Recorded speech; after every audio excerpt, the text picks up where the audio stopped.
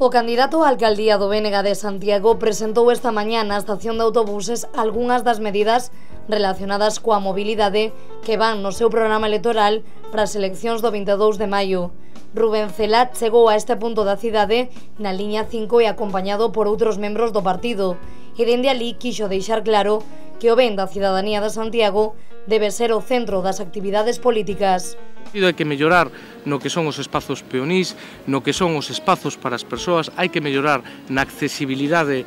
para todas as persoas con problemas de mobilidade, hai que mellorar nas políticas de seguridade vial, hai que mellorar en transportes alternativos como a bicicleta e demais. Segundo Rubén Cela, Santiago de Compostela precisa dunha reforma no transporte público adaptado a unha gran cidade moderna e europea, e iso tradúcese nun transporte público de calidade, máis rápido, con maiores frecuencias e con maior conectividade cos barrios e coas parroquias.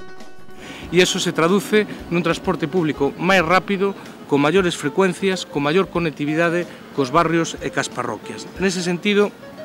entendemos prioritario que mellorar a racionalización do sistema de tarifas, tanto no ámbito urbano como no comarcal, a creación dunha tarxeta cidadá con beneficios aos cidadáns que estén empadroados en Santiago de Compostela e a creación de billetes combinados tanto co bus urbán como que serían os parkings de borde. Dende o BNG apostan polo transporte público co fin de converter Santiago nunha cidade máis moderna, máis humana e máis útil para vivir e traballar.